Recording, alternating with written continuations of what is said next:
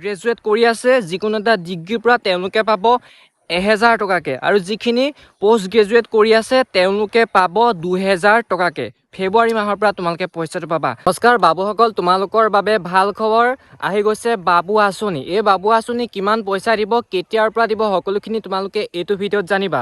বৰ্তমান মই আহিছোঁ পিকনিক খাব। আজি যিহেতু 1 জানুৱাৰী, সকলোলৈকে ইংৰাজী নৱবৰ্ষৰ শুভেচ্ছা যাচিলোঁ। আহিবলগীয়া দিনবোৰ যাতে তোমালোকৰ ভাল হওক তাৰে কামনা কৰিলোঁ।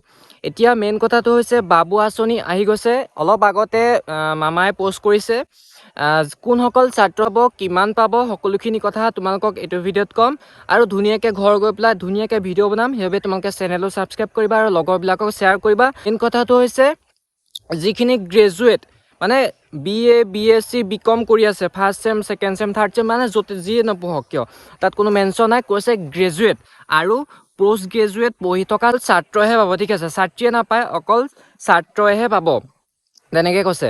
আৰু যিখিনি হায়াৰ ছেকেণ্ডেৰী ফাৰ্ষ্ট ইয়েৰ আৰু ছেকেণ্ড ইয়েৰ আছে তেওঁলোকক নিদিয়ে, অকল যিখিনি গ্ৰেজুৱেট কৰি আছে, যিকোনো ডিগ্ৰীৰ পৰা যদি গ্ৰেজুৱেট কৰি আছে তেওঁলোকক দিয়া হ'ব। তেওঁলোকে সুধিব পাৰে ফাৰ্ষ্ট ছেমিষ্টাৰত পঢ়ি আছোঁ, থাৰ্ড ছেমিষ্টাৰ, ফিফ্থ ছেমিষ্টাৰ দিব নে নিদিয়ে।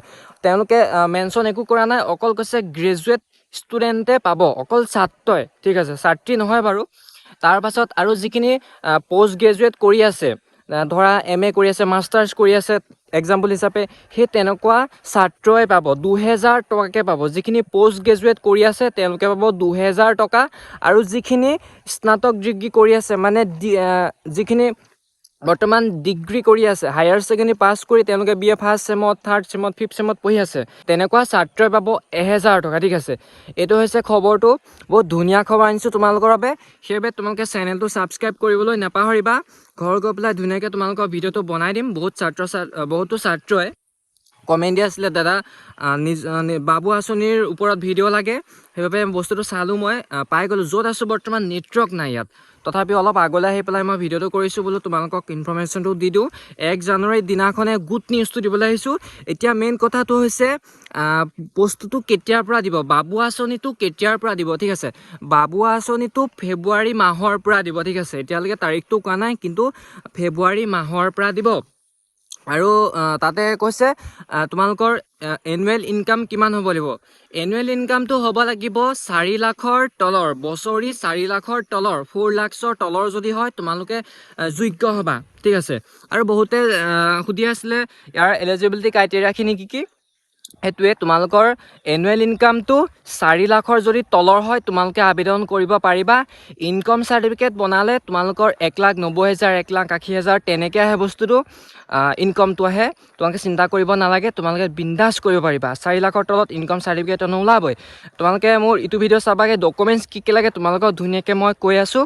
আৰু সিটো ভিডিঅ'ত চাবাগে ডকুমেণ্টছখিনি কথা কৈছোঁ, যেন আধাৰ কাৰ্ডটো লাগিব এড্ৰেছ প্ৰুফ হিচাপে, মাৰ্কশ্বিটখন লাগিব, বেংক পাছবুকখনটো লাগিব, পইচা পাবলৈ পাছপৰ্ট চাইজৰ ফটোকপি, তেওঁলোকে ফৰ্ম দিব, সেই ফৰ্মখন পূৰাব লাগিব। তাৰপাছত আৰু ইনকম চাৰ্টিফিকেটটোতো লাগিবই, নতুবা কেনেকৈ গম পাব কোৱাচোন তোমাৰ বছৰি যেন 4 লাখৰ তলৰ বুলি, কেনেকৈ গম পাব। সেইবাবে ইনকম চাৰ্টিফিকেটটো লাগিব। আকৌ এবাৰ তোমালোকক কৈছোঁ, যিসকল গ্ৰেজুৱেট কৰি আছে যিকোনো এটা ডিগ্ৰীৰ পৰা তেওঁলোকে পাব 1000 টকাকৈ আৰু যিখিনি পোষ্ট গ্ৰেজুৱেট কৰি আছে তেওঁলোকে পাব 2000 টকাকৈ। ফেব্ৰুৱাৰী মাহৰ পৰা তোমালোকে পইচাটো পাবা। সকলোলৈকে নৱবৰ্ষৰ শুভেচ্ছা যাচিলোঁ। ভালে থাকা সকলোৱে, বাই বাই।